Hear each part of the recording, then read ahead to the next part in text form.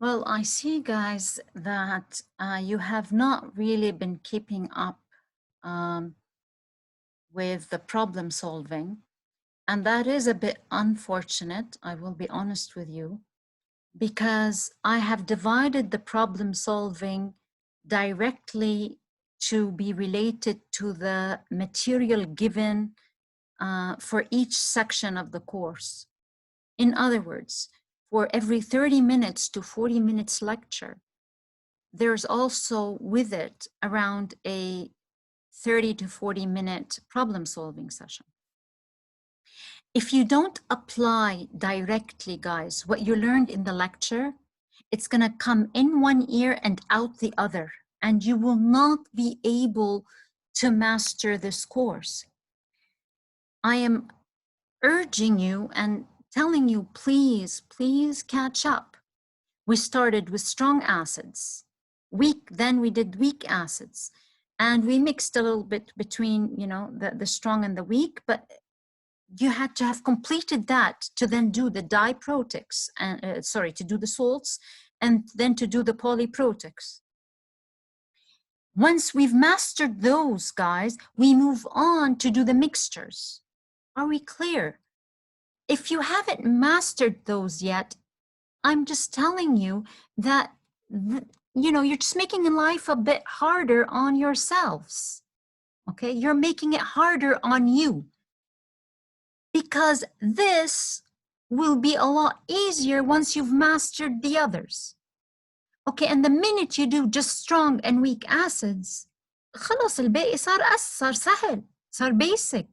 الsalts لأنه weak acids و weak bases، والpolyprotics هني weak acids or weak bases. يعني really, I'm just asking you, master the weak acids and weak bases, really.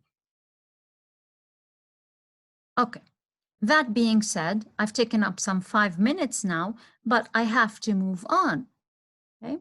And you guys need to catch up, okay? You need to catch up. Okay, here's the solutions for mixtures, okay? The problems that have mixtures inside of them. And I'm going to do question number 12, 13, 14, and number 32 separately in another recording. Okay, start directly. What do we mean by mixtures? That means, first of all, that I have a mixture of an acid and a base, and neither of them is water. Clear?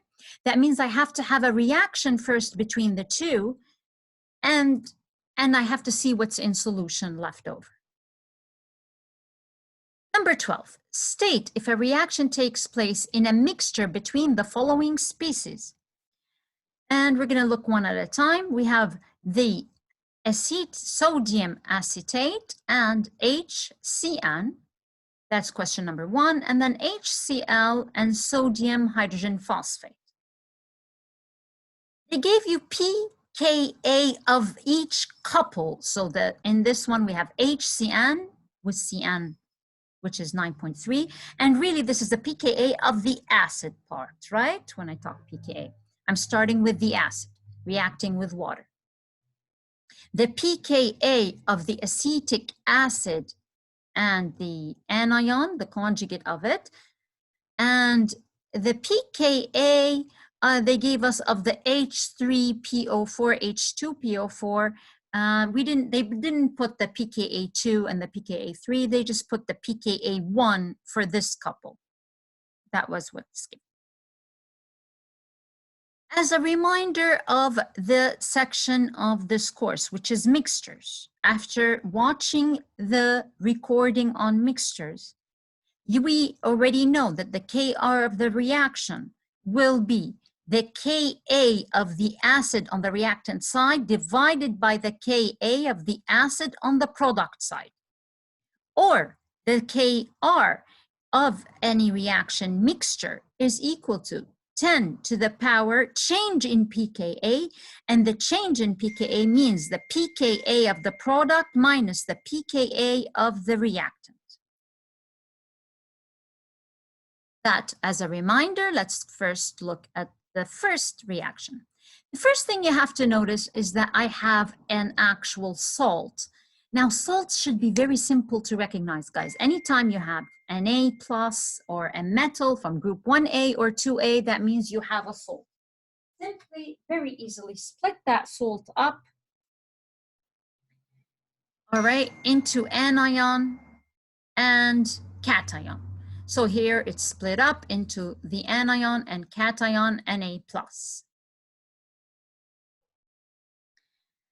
And in other words, so now what do we have? We have this anion. Of course, you all know that Na sodium plus is a spectator, so we don't worry about it in solution, but this anion can react with HCN in solution because HCN can be our acid.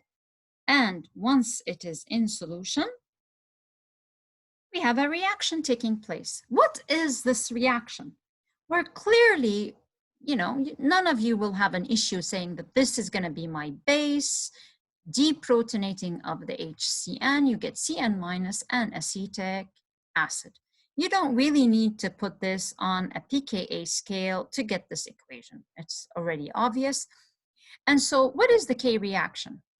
What I would do right away is put the pKa of the acid on each side. So who's the acid on this side? It's the HCN. What is its pKa? It's 9.2. What is the pKa on the acid on the product side? Well, it's the acetic acid. What is its pKa? It's 4.8. So what is the Kr, guys? The Kr is 10 to the change in pKa, which is pKa of the products minus pKa of the reactants, which is 10 to the 4.8, that's the product, minus 9.3, that's the reactant, which is going to be 10 to the minus 4.5. I'm done. Voila, finished. However, I'm just going to show you now, you know, the theory part, which is repeating the theory that I did in the class. And that is K reaction is the following: products of the reaction divided by the reactants, which is acetic acid times CN minus divided by HCN divided by the acetate ion. Concentration at equilibrium. Now we split these into conjugates, the acid and its conjugate separately. So HCN with the CN minus and the acetic acid with its anion. We just split up this equation, separated it, and we multiply top and bottom by H3O plus. If I do that, what do you see here? What is this? Look at this expression. The HCN is on the bottom, H3O plus, CN minus. Yes, exactly. That is simply the Ka of HCN.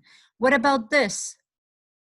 That's acetic acid on the top with the H3O plus and its conjugate, A minus, on the bottom. That is 1 over the Ka of acetic acid. And therefore, the product Kr becomes Ka of the HCN divided by Ka of the acetic acid.